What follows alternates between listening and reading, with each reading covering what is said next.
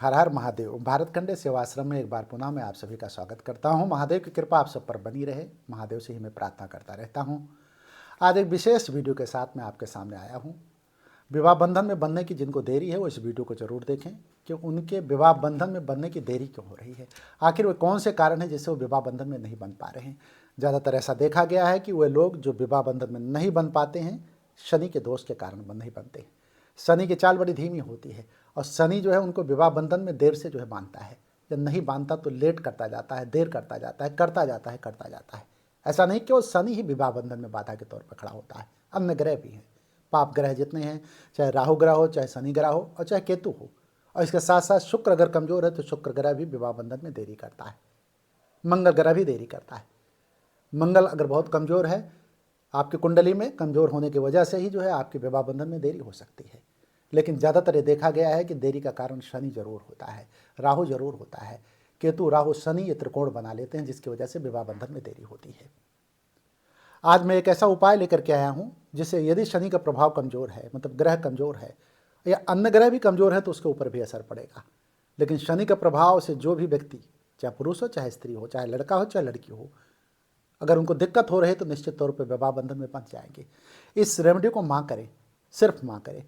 अगर माँ नहीं है किसी के, मान लीजिए ऐसा कुछ होता है तो लड़का लड़की स्वयं कर सकते हैं।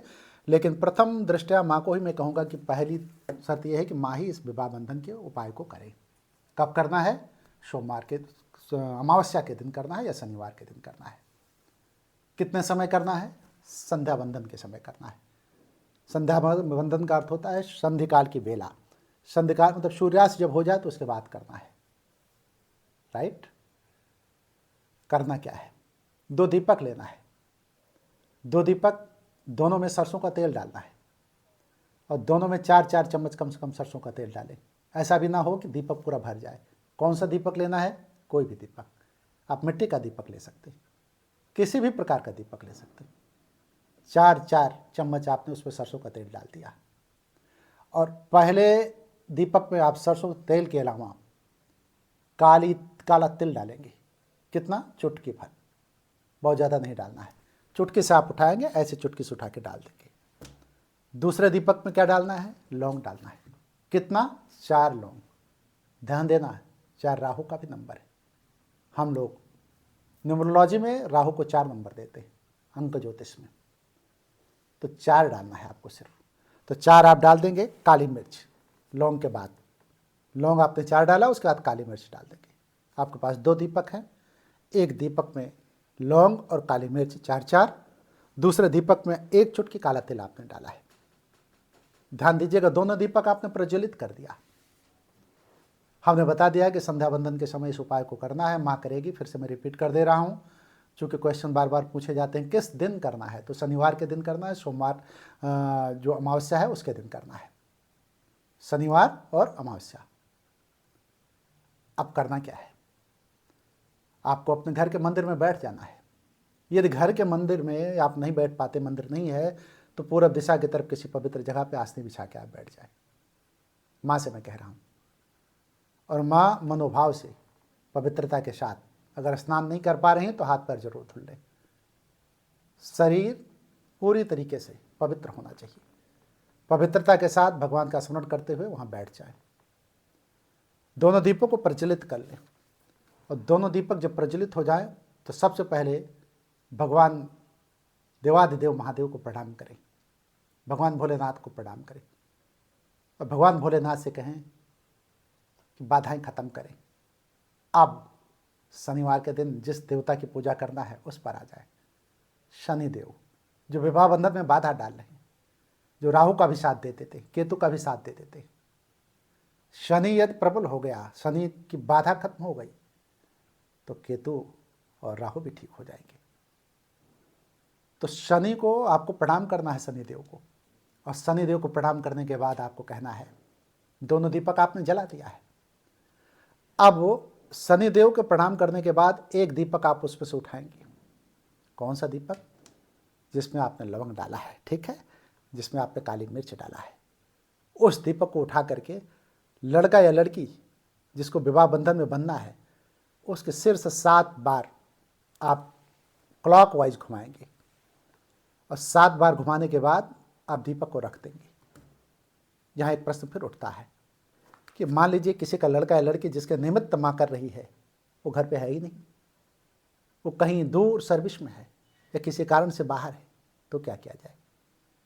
तो पहले ही इसकी तैयारी कर लें कि एक फ़ोटो लड़का या लड़की के अपने पास रख लें। उस फोटो के सामने ये 7 बार आप उसको घुमा दें।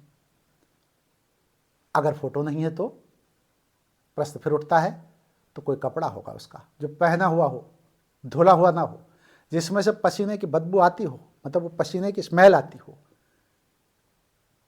तो उस कपड़े के 7 बार जो है आप घुमा दें और 7 बार घुमाने के बाद वहाँ रख दें। हमें लगता है कि लड़का लड़की रहे तो उनके सामने कर लें, उनके सिर से घुमा करके, नहीं है तो फोटो और नहीं है तो कपड़े। तीनों उपाय आपको बता दे रहा हूँ, सुविधानुसार आप कर सकती हैं। और 7 बार जो क्लॉकवाइज घुमा चुकी होंगी तो उसको आप मंदिर में रख दें और दूसरे दीपक के सामने बैठ करके आप प्रार्थना करें, मतलब मंदिर के सामने ही बैठ करके, दीपक तो आपके सामने दोनों होगा, मैं मंदिर पे बैठ करके आप प्रार्थना करें कि हे शनिदेव, हे शनिदेव, मेरे विवाह में कर्मजनित, कर्मजनित का अर्थ आप समझ रहे हैं, अर्थ स्पष्ट है। हे शनिदेव, मेरे विवाह में, मतलब मेरे बेटे के विवाह में या मेरे बेटी के विवाह में कर्मजनित, ग्रहजनित जो भी अदृश्य बाधाएं उन्हें दूर करें। माँ कह रही है तो अपने बेटा बेटी के लिए ही कहेगी ना। इसको आपको 11 बार बोलना है। कितनी बार? 11 बार। फिर से मैं रिपीट कर देता हूँ। माँ कहेगी कि हे शनिदेव, मेरे बेटे या बेटी के विवाह में कर्मजनित, ग्रहजनित या जो भी अदृश्य बाधाएं उनको दूर करें। इसको 11 बार आपको बोलना है और 11 बार बोलने के बाद भगवान देवाधिदेव महादेव को फिर से एक बार प्रणाम करके, शनिदेव को पुनः जो धन्यवाद देते हुए, प्रणाम करते हुए, आपको एक मंत्र में बोल रहा हूँ, उस मंत्र को 108 बार आपको जाप करना है। आपके घर में चाहे तुलसी की माला हो और चाहे रुद्राक्ष हो, किसी भी माला पे आप जाप कर सकते हैं। अगर नहीं है तो आप ऐसे ही 108 बार जाप कर सकती हैं। उस जाप को आप नोट कर लें। इसमें बोलना है कि ओम शम शनिश्चराय नमः। क्या? ओम शम शनिश्चराय नमः। इसको 108 बार आपको जाप करना है और 108 बार जाप करने के बाद आपकी ये क्रिया पूरी हो जाएगी। अब करना क्या है? अब आपको जिस दीपक में लौंग और काली मिर्च आपने डाला है उस दीपक को आप ले लेंगी और उस दीपक को लेने के बाद मुख्य गेट, घर के मुख्य गेट पे जाएंगी और उस मुख्य गेट पे रखते हुए आप कहेंगी कि फिर से ही, हे शनिदेव, मेरे बेटे या बेटी के विवाह में कर्मजनित, ग्रह जनित या जो भी अदृश्य बाधा है उसको दूर करें। एक बार सिर्फ आप बोलेगी और उसके बाद उसी जगह पे आप हर हर महादेव का उद्घोष कर देगी। धीमे स्वर में आप उद्घोष करेंगी, हाथ दोनों ऊपर करके, आप प्रज्वलित दीपक को ही रख करके हर हर महादेव का उद्घोष करके आप घर की तरफ चली आएंगी और घर आकर के मंदिर में फिर पहुंचेंगी। मंदिर में पहुंच करके सभी देवी देवताओं को आप प्रणाम करेंगे। भगवान भोलेनाथ को, देवादेव महादेव को आप प्रणाम करेंगी और भगवान देवादेव को प्रणाम करने के बाद आप जो है मतलब पुनः जो है मतलब एक बार कहेंगी कि सारी बाधाएं दूर हों, सारी बाधाएं दूर हों, सारी बाधाएं दूर हों। इस तरीके से आप भगवान भोलेनाथ को और शनिदेव को प्रणाम करते हुए अपनी क्रिया को पूरी करेगी। क्रिया ये पूरी हो चुकी है। इस क्रिया को करने के बाद जिनके कुंडली में शनि दोष है, मंगल दोष है अथवा फिर शुक्र का दोष भी है, राहु का दोष है, केतु का दोष है, तो वो दोष खत्म हो जाएंगे। निश्चित तौर पर मैं कह सकता हूँ कि शनिवार और अमावस्या के दिन किया गया उपाय कारगर साबित होगा।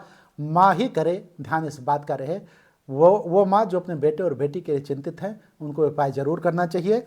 घर में बच्चों के विवाह की तैयारी अब शुरू कर दें।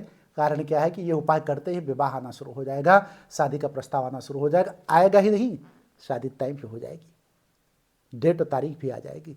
इसलिए निश्चित तौर पे आप अपनी तरफ से मुक्त हो जाएंगे अपने विवाह बंधन में अपने बेटे को देखते हुए और पूरी तरीके से बच्चों की जल्दी शादी होने का योग बनना शुरू हो जाएगा। भगवान महादेव और शनिदेव, क्योंकि देखिए सारे ग्रह नक्षत्रों की चाल को बैलेंस करने का काम भगवान देवादेव महादेव ही करते हैं। शनि ग्रह को भी बैलेंस करने का काम देवादेव महादेव ही करेंगे। जितने भी ग्रह दोष हैं सबको खत्म करने का काम, दोषों को खत्म करने का काम महादेव ही करते हैं। इसलिए मैं यही कहूँगा कि इस उपाय को आप करें और विवाह बंधन में आपके बेटा और बेटी दोनों जल्दी, जितनी जल्दी हो सके विवाह बंधन में बंधे। मैं भगवान भोलेनाथ से ही प्रार्थना भी करता हूँ। वीडियो करीब करीब में समाप्त करूँगा, लेकिन एक अफर्मेशन मैं आपको दूंगा। अफर्मेशन कोई अलग से नहीं दे रहा हूँ, इसी में से दे रहा हूँ, क्योंकि हर वीडियो में अफर्मेशन देता हूँ। सप्ताह में 2 बार केवल मेरी वीडियो पड़ती है, थर्सडे को पड़ती है और थर्सडे के बाद फिर संडे को पड़ती है। तो आज चूँकि मतलब जो है 26 तारीख है, थर्सडे है, मैं संडे तक के लिए एक अफर्मेशन दे रहा हूँ। अभी जो थोड़ी देर पहले मैंने बोला था कि हे शनिदेव, अफर्मेशन है मेरे कर्म जनित, ग्रह जनित या जो भी अदृश्य बाधाएं उन्हें दूर करें, यही आपको लिखना है कमेंट सेक्शन में और यही जो है आपको अफर्मेशन देना है, बोलना है। इसी अफर्मेशन को कमेंट बॉक्स में, कमेंट सेक्शन में आप लिखें और मैं जब आप कमेंट सेक्शन में लिखेंगे तो महादेव से, शनिदेव से मैं प्रार्थना करूंगा कि माता के इस उपाय को पूरा करें और माँ के द्वारा किया गया उपाय सफल हो। महादेव से मैं भी प्रार्थना कर दूंगा, शनिदेव से मैं भी प्रार्थना कर दूंगा, निश्चित तौर पे बेटा या बेटी विवाह बंधन में बंध जाएंगे। इसी के साथ मैं वीडियो को समाप्त करूंगा, उद्घोष करूंगा, हर हर महादेव।